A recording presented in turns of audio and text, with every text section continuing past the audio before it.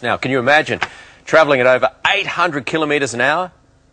Wow. Daredevil Trevor Slaughter is planning to do just that and become the first Australian to hold a land speed record. And Trevor joins me now from Brisbane with his incredible rocket-powered machine. That is an awesome-looking beast behind you there, Trev. Thank you very much, yes. It's not rocket-powered either, by the way. Oh, well, tell us how it is powered. Take us through the specifications. Yeah, sure. The record we're going for is a world land speed record for a wheel-driven vehicle. And inside the engine at present we have is a six-cylinder turbocharged engine. That is to undertake the initial challenges, testing, etc.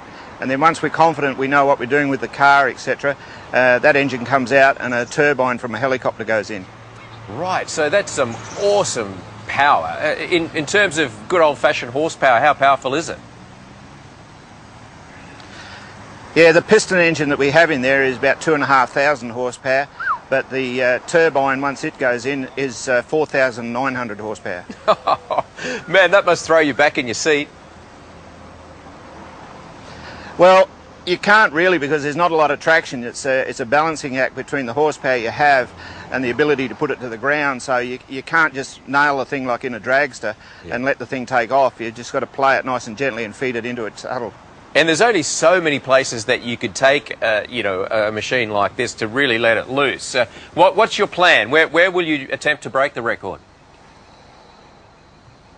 Well, initially we're going to Lake Gairdner in South Australia. We're going down there in about a month's time, 3 weeks to a month. And in that process there we'll be doing some initial testing with the piston engine, as I said. And we'll be doing some runs down there towards records. And then later on we'll be heading to the USA, to Bonneville. Bonneville, that's the holy grail, isn't it?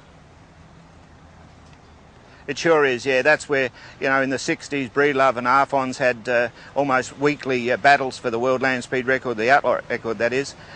We are, I remind you, just going for the wheel-driven record, though. We're a genuine car. Yeah, and just looking at pictures of this, it throws up a hell of a dust storm behind it.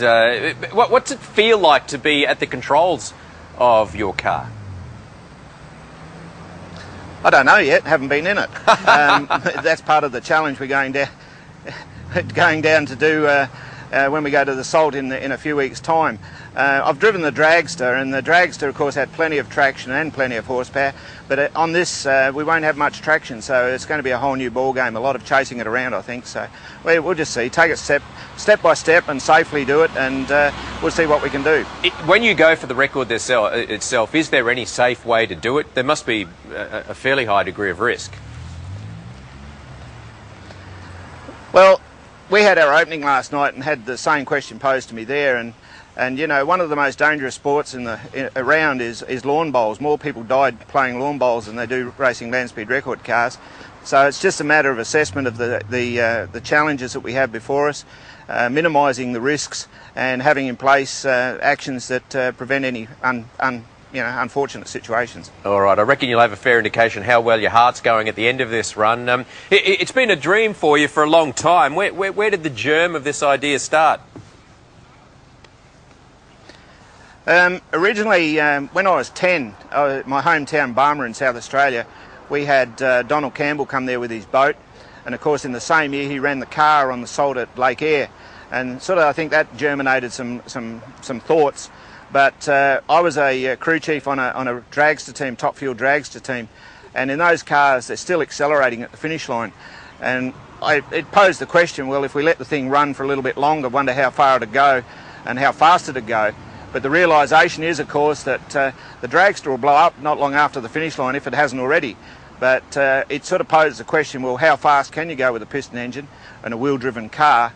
And then what is the record and what would you need? And so that was in 1983, and we took 30 years this month to realise what we want to do. Yeah, well, our thoughts and hearts are with you, mate. It's a great adventure that you're on. Trevor, it's the sort of thing they make movies about. Who do you think should play you?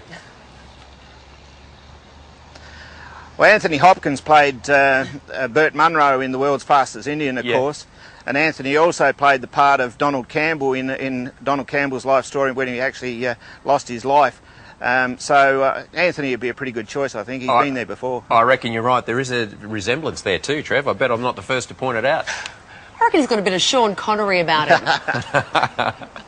All right, Trevor. Wish you well, mate. Oh, come on. Thank you very much. Take care. All right, imagine reverse parking that thing. Hollywood headlines with